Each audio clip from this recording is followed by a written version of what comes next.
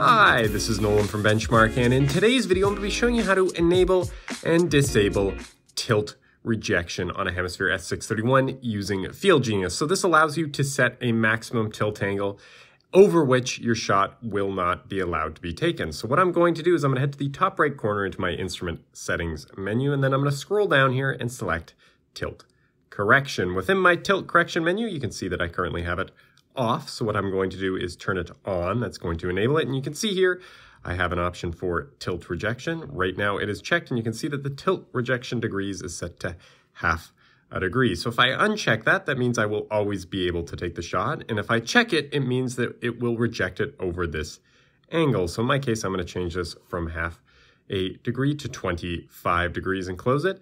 And now I'm ready to begin surveying. If I calibrate my IMU sensor inside my S631 and I go to take a shot outside of 25 degrees, I'm going to get a message that my tolerance is exceeded.